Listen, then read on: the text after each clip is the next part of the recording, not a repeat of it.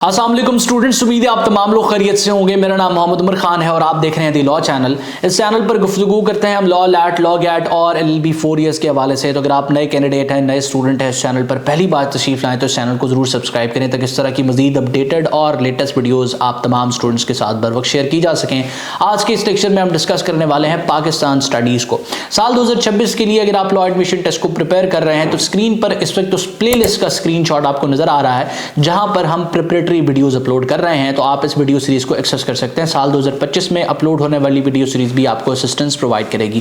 तो बगैर वक्त ज़ाया किए अब अपने लेक्चर को स्टार्ट करते हैं। इस लेक्चर को स्टार्ट करते हुए आप तमाम स्टूडेंट्स को मैं बता दूं कि अगर आप चाहते हैं कि इस लेक्चर से कनेक्टेड ये जितनी भी स्लाइड्स हैं प्लस इससे कनेक्टेड मुख्तलिफ MCQs आपको फ्री ऑफ कॉस्ट प्रोवाइड किए जाएं तो आप हमारी टीम के साथ इन टच आ सकते हैं। व्हाट्सएप नंबर इस वक्त आप अपनी स्क्रीन पर देख रहे हैं। एक मैसेज करेंगे, आपको तमाम की तमाम स्लाइड्स का PDF जो है वो प्रोवाइड कर दिया जाएगा। इसके अलावा आप अगर लैट की प्रिपरेशन के हवाले से अपडेटेड रहना चाहते हैं और प्रिपरेटरी मटेरियल हासिल करना चाहते हैं वो भी फ्री ऑफ कॉस्ट, तो डिस्क्रिप्शन में हमारी कम्युनिटी का लिंक है, उसको ज्वाइन कर लीजिए और फॉलो कर लीजिए ताकि तमाम अपडेट्स हम आप तक बर वक्त पहुंचा सकें। तो सबसे पहला क्वेश्चन इस वक्त आप अपनी स्क्रीन पर देख रहे हैं। आपने मेरे आंसर मार्क करने से पहले अपने पास आंसर मार्क करना है। At the end of the lecture आपने देखना है आपका कितना स्कोर है और कमेंट सेक्शन में मुझे बताना है। सो पाकिस्तान इज लोकेटेड इन, अब ये क्वेश्चन लॉ एडमिशन टेस्ट में 12 रिपीट हो चुका है जिसमें पाकिस्तान की लोकेशन पूछी जा रही है। इससे कनेक्टेड एक और क्वेश्चन भी पूछा जाता है कि पाकिस्तान की ईस्टर्न साइड पे, पाकिस्तान की वेस्टर्न साइड पे और पाकिस्तान की नॉर्दर्न साइड पे कौन कौन से कंट्रीज हैं। सो सवाल है कि Pakistan is located in. Options को रीड आउट करने के बाद अगर आपने करेक्ट आंसर के तौर पे ऑप्शन डी साउथ एशिया को मार्क किया है तो आपका जवाब जो है वो बिल्कुल दुरुस्त है। उसके बाद नेक्स्ट क्वेश्चन आप अपनी स्क्रीन पर देख सकते हैं कि ईस्ट पाकिस्तान जो कि इस वक्त बांग्लादेश है was separated in which year. Options को रीड आउट करने के बाद अगर आपने करेक्ट ऑप्शन के तौर पे ऑप्शन सी को मार्क किया है 1971 तो आपका जवाब बिल्कुल दुरुस्त है। उसके बाद नेक्स्ट क्वेश्चन आप अपनी स्क्रीन पर देख सकते हैं कि which country is on the west of Pakistan. अब ये क्वेश्चन अगेन ज्योग्राफी से रिलेट कर रहा है। एग्जामिनर 12 एग्जाम में पाकिस्तान की ईस्टर्न साइड पे कौन सा कंट्री है उसके हवाले से पूछता रहा है, फिर वहां पर जो बाउंड्री लाइन है उसके हवाले से क्वेश्चन आ जाते हैं। तो अगर पाकिस्तान की वेस्टर्न साइड की बात की जाए तो पाकिस्तान की वेस्टर्न साइड पे कौन सा कंट्री है। ऑप्शंस को रीड आउट करने के बाद करेक्ट आंसर को आप अपने पास मार्क कीजिए। अगर आपने करेक्ट आंसर के तौर पे ऑप्शन बी अफगानिस्तान को मार्क किया है तो आपका जवाब बिल्कुल दुरुस्त है। उसके बाद the biggest salt mine Khewra is located in which city of Pakistan. Options को रीड आउट करने के बाद अगर आपने खेवड़ा माइन के लिए ऑप्शन बी को मार्क किया है जेहलम तो आपका जवाब जो है वो बिल्कुल दुरुस्त है। उसके बाद नेक्स्ट क्वेश्चन आप अपनी स्क्रीन पर देख सकते हैं the total length of line of control LOC is. Options को रीड आउट करने के बाद करेक्ट आंसर को आपने अपने पास मार्क करना है। अगर करेक्ट आंसर के तौर पे आपने ऑप्शन डी 740 किलोमीटर को मार्क किया है तो आपका जवाब जो है वो बिल्कुल दुरुस्त है। उसके बाद नेक्स्ट क्वेश्चन आप अपनी स्क्रीन पर देख सकते हैं कि when did Pakistan win Olympic gold medal in hockey for the first time. अब ये क्वेश्चन भी लॉ एडमिशन टेस्ट में रिपीट हुआ है, इसको आपने लाजमी प्रिपेयर करना है। ऑप्शंस को रीड आउट करने के बाद अगर आपने करेक्ट आंसर के तौर पे ऑप्शन सी 1960 को मार्क किया है तो आपका जवाब बिल्कुल दुरुस्त है। इस वीडियो में मजीद आगे बढ़ते हुए वो तमाम लोग जो लॉ एडमिशन टेस्ट को प्रिपेयर कर रहे हैं और चाहते हैं कि इस तरह के क्वेश्चंस उनको प्रोवाइड किए जाएं और वो टू द पॉइंट और रेलेवेंट प्रिपरेशन करें, तो आप तमाम लोग लॉ एडमिशन टेस्ट को प्रिपेयर करने के लिए हमारा प्रिपरेटरी बैच ज्वाइन कर सकते हैं। इस बैच के हवाले से मजीद इन्फॉर्मेशन और डिटेल्स आप स्क्रीन पर मौजूद व्हाट्सएप नंबर को इस्तेमाल करके हासिल कर सकते हैं। हम किस तरीके से पढ़ाते हैं, आप इस कोर्स से कैसे फैसिलिटेट हो सकते हैं, तमाम डिटेल्स आपको जो है वो व्हाट्सएप पे हमारी टीम प्रोवाइड कर देगी। उसके बाद नेक्स्ट क्वेश्चन आप अपनी स्क्रीन पर देख सकते हैं the national flower of Pakistan is. Options को रीड आउट करने के बाद करेक्ट आंसर के तौर पे आपने ऑप्शन डी को मार्क किया है तो आपका जवाब बिल्कुल दुरुस्त है। Jasmine is the national flower of Pakistan. The book titled as Jinnah of Pakistan is written bye.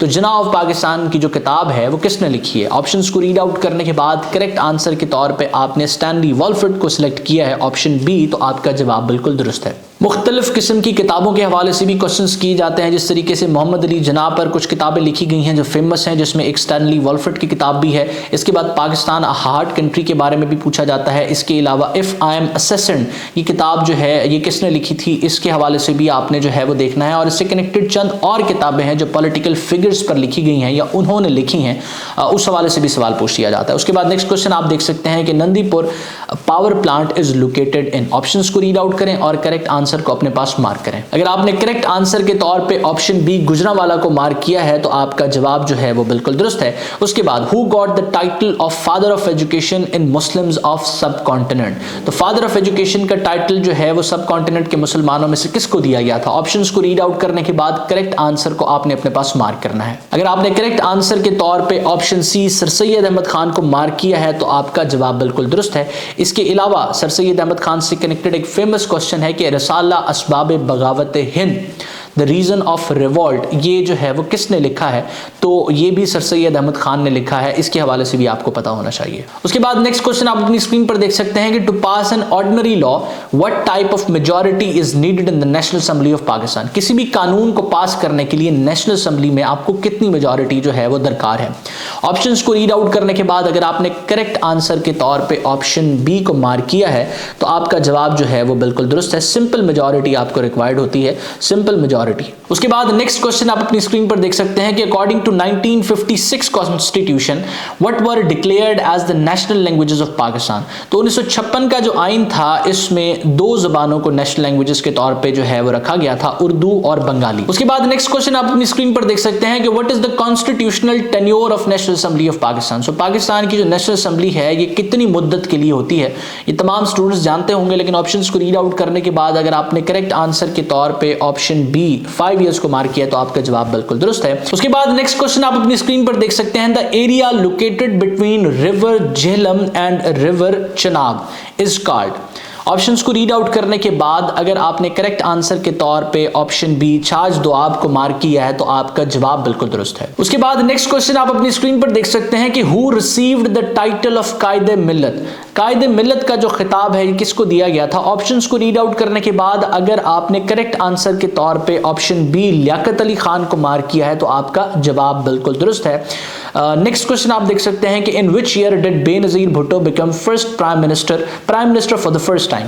अब मैंने आपको बताया था कि चंद ऐसे इवेंट्स हैं जिनके ईयर्स आपको लाजमी याद होने चाहिए। जिस तरीके से अभी हॉकी में हमने गोल्ड मेडल फर्स्ट टाइम कब जीता था, इसी तरीके से बेनजीर साहिबा पहली बार प्राइम मिनिस्टर कब बनी थी, इसी तरीके से जो पाकिस्तान ने जो है ना न्यूक्लियर टेस्ट किए थे वो कब किए थे, चंद इस तरह की डेट्स हैं। इंडस वाटर ट्रीटी किस साल में हुई थी, इसी तरीके से अगर कोई पैक्ट हुआ है तो उसकी डेट आपको एटलीस्ट ईयर जरूर याद होना चाहिए। अब यहां पर आपने ऑप्शंस को रीड आउट करने के बाद करेक्ट आंसर को अपने पास मार्क करना है। अगर आपने करेक्ट आंसर के तौर पे ऑप्शन बी 1988 को मार्क किया है तो आपका जवाब बिल्कुल दुरुस्त है। अब आपने ये सर्च करना है कि इसके बाद बेनजीर साहिबा प्राइम मिनिस्टर कब बनी थी और जो है सन 2000 तक ये कितनी बार बनी है, ये कमेंट सेक्शन में आपने मुझे बताना है। उसके बाद Pakistan one the 1992 world cup final against which country, अब ये आपको पता होगा। ऑप्शंस को रीड आउट करने के बाद अगर आपने करेक्ट आंसर के तौर पे ऑप्शन सी इंग्लैंड को मार्क किया है तो आपका जवाब बिल्कुल दुरुस्त है। Which Pakistani ruler died in air crash in 1988, अब ये भी आपको बहुत अच्छे तरीके से पता होगा कि 1988 में जो एयर क्रैश हुआ था उसमें उस वक्त के चीफ मार्शल एडमिनिस्ट्रेटर जो है ज़ियाउल हक वो जो है शहीद हुए थे। उसके बाद नेक्स्ट क्वेश्चन हम देख सकते हैं कि in which year was the All India Muslim League founded. अब ऑप्शंस को रीड आउट करने के बाद अगर आपने करेक्ट आंसर के तौर पे ऑप्शन सी को मार्क किया है तो आपका जवाब बिल्कुल दुरुस्त है। 1906 की डेट है। अब कायदे आजम ने मुस्लिम लीग को कब ज्वाइन किया था ये भी आपने मुझे कमेंट सेक्शन में बताना है। इसके अलावा इससे कनेक्टेड एक और चीज़ है कि जो मुस्लिम लीग है वो उसकी इस्टेब्लिशमेंट किस इवेंट के बाद होती है ये भी आपने सर्च करके मुझे बताना। प्रीवियस लेक्चर्स में मैंने आपको ये पढ़ाया हुआ है।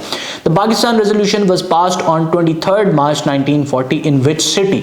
ऑप्शंस को रीड आउट करने के बाद अगर आपने करेक्ट आंसर के तौर पे ऑप्शन बी को मार्क किया है लाहौर तो आपका जवाब बिल्कुल दुरुस्त है। अब आपने सर्च करना है कि लाहौर में किस जगह पर जो है ये करारदाद मंजूर हुई थी। इस वीडियो में मजीद आगे बढ़ते हुए वो तमाम लोग जो किसी बेहतरीन किताब की तलाश में हैं, जो किसी ऐसी किताब की तलाश में है जिस पर रिलाई करने के बाद लॉ एडमिशन टेस्ट के लिए उनको किसी और रिसोर्स पर रिलाई ना करना पड़े, तो आप एलिमेंट्स ऑफ लैट के लेटेस्ट 11th एडिशन पर रिलाई कर सकते हैं। 11th एडिशन आप मार्केट से भी खरीद सकते हैं। ये पिक्चर आपने उनको लाजमी दिखानी है। आपको एलिमेंट्स ऑफ लैट की किताब दे दी जाएगी और किताब खरीदते हुए आपने पूरा बंडल परचेज करना है। बंडल में जो एडिशनल चीज़ें हैं उनकी इजाफी प्राइस नहीं है, वो किताब के साथ दिए जाते हैं। उसमें world map, map of Pakistan, Pakistan, इसके अलावा बबल शीट्स, मॉडल पेपर्स, ये तमाम चीज़ें दी जाती हैं। आपने ये पूरा बंडल परचेज करना है। ऐसा नहीं करना कि किताब आपको अगर वो शॉपकीपर दे दे तो आप लेके आ जाएं, पूरा बंडल आपने लाजमी परचेज करना है। अगर आप इस किताब को ऑर्डर करना चाहते हैं तो स्क्रीन पर मौजूद व्हाट्सएप नंबर को इस्तेमाल करके आप इसको ऑनलाइन ऑर्डर भी कर सकते हैं। उसके बाद नेक्स्ट क्वेश्चन आप अपनी स्क्रीन पर देख सकते हैं कि who was the last viceroy of India before partition. Option को रीड आउट करने के बाद अगर आपने करेक्ट आंसर के तौर पे ऑप्शन सी को मार्क किया है तो आपका जवाब बिल्कुल दुरुस्त है। उसके बाद when did the war of independence took place. Options को रीड आउट करने के बाद अगर आपने ऑप्शन ए 1857 को मार्क किया है तो आपका जवाब बिल्कुल दुरुस्त है। नेक्स्ट क्वेश्चन आप अपनी स्क्रीन पर देख सकते हैं कि when was partition of Bengal annulled. Annulled का मतलब है कि कैंसिल हो जाती है। तो पार्टीशन ऑफ बंगाल हुई थी 1905 में। 1905 के बाद मुसलमानों ने इसको अपनी जीत के तौर पर सेलिब्रेट किया और इसको कैंसिल कर दिया गया कांग्रेस के प्रेशर के बाद 1911 में एनॉलमेंट ऑफ पार्टीशन ऑफ बंगाल कर दी गई। What is the name of the border line between Pakistan and Afghanistan. Last lecture में मैंने इस हवाले से आपको हिंट दिया था।